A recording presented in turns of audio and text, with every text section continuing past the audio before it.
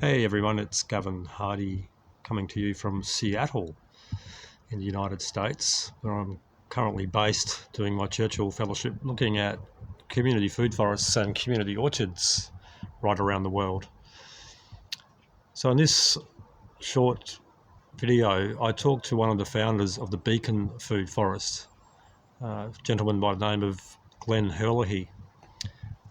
Beacon Food Forest is one of those iconic projects that put food forestry really on the map in the United States.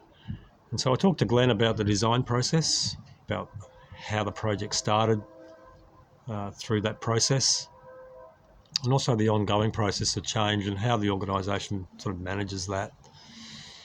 So I think this project will be relevant to those sorts of larger scale community garden, community food projects where you're trying to juggle a number of different stakeholders or ideas. And so jump in and have a look at this video, and I'm sure you'll get something out of it.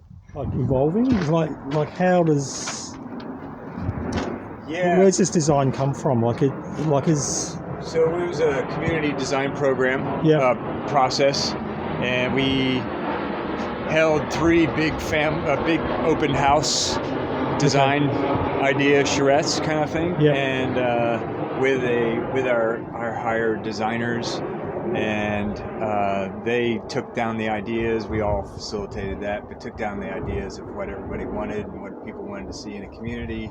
It was a great opportunity to teach food forestry and stuff like that, and so they came back with several different options for a schematic, basically a basic design of it. Okay. And we decided on which one we liked and got city approval. We finished a grant at that point too, which was about $20,000 to design it all. Okay. And pay our designers and to hold those parties. And when that was finished, we came away with a schematic design, successfully finished the grant, and had a lot of community engagement, which was important with the city. They really wanted to have proof that we had engaged with the community and have shown that they had input and opportunity to input. And so we were able to get final approval at that point to use the land.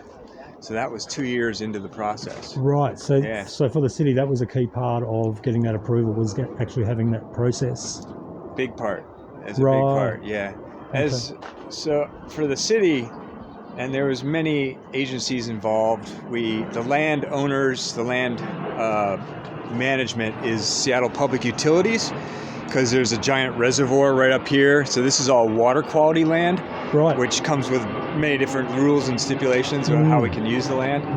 And then Parks Department, which does a lease with Seattle Public Utilities to run a big park up Jefferson Park up here. They lease the land as a park. And then the community, as far as the food forest community, was involved.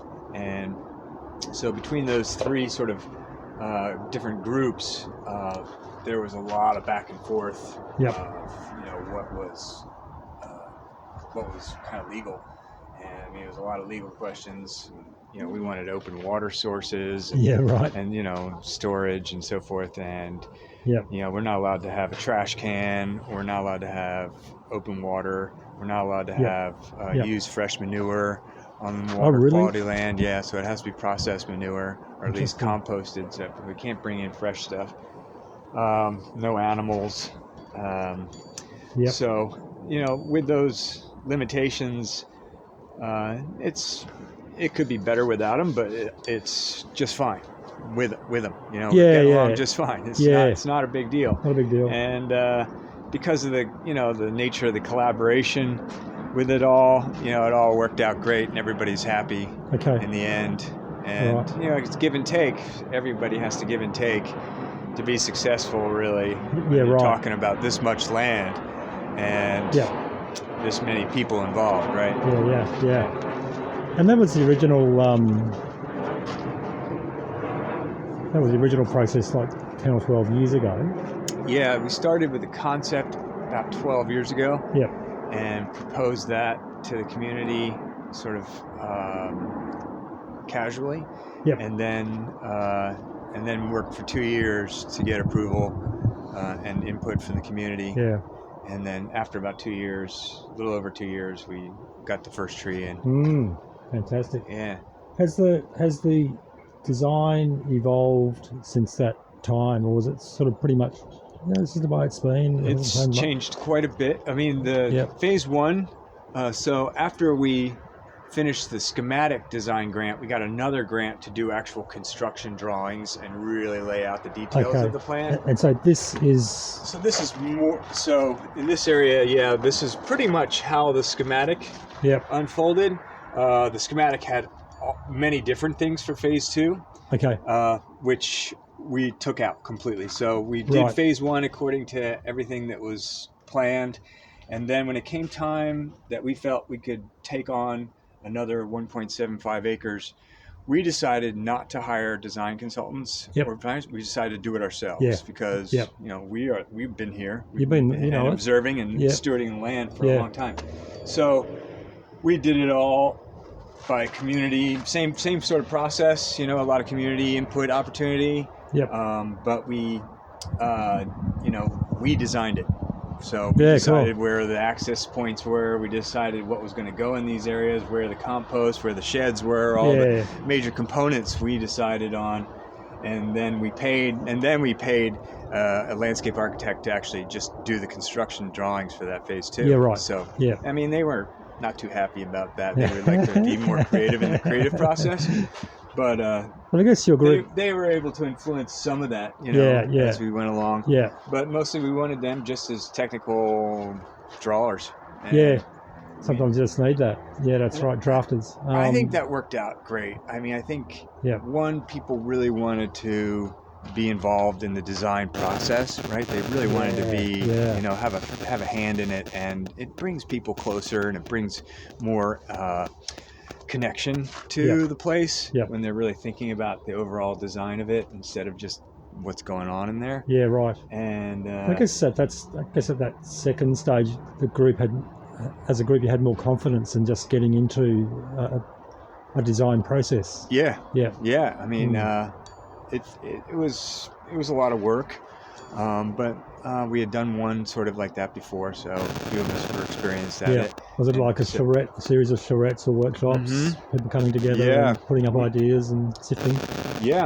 And at one point there was like 25 or 30 people, and we broke up into groups and we all did designs. So kind of like a permaculture class where you all do your own sort of interpretations of designs. And then we put them all up and looked at similarities and found similarities where there was a large amount of people who agreed on certain things. And so then we started narrowing it down, and we went back, and I think I drew up several different sort of schematics off of that to sort of, taking all the ideas and from those different plans. And then we had sort of a basic idea, and we fine-tuned it from there. And then we handed it over to the architects to draw this up. Fantastic. All right, very good. Right? We always left it open for field decisions to change different pathways or, according to the grade or the difficulty in retaining things. We're on a lot of slopes, so a lot of our difficulties come with heavy materials to retain soil. Retention, And since then, since recently, areas that were sort of designated on the original phase two design were completely changed to adapt to more racial equity, social justice issues, and people of color getting more involved and so forth. That was really important to... You were talking about Cherry's involvement yesterday and her drive around that.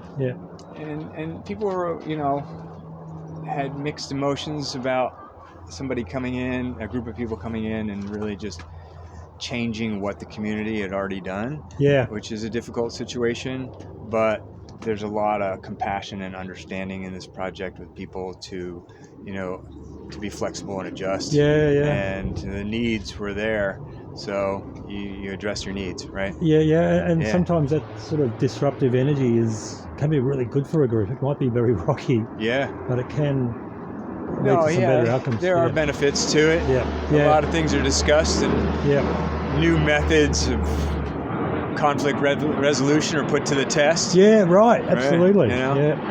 Oh, yeah.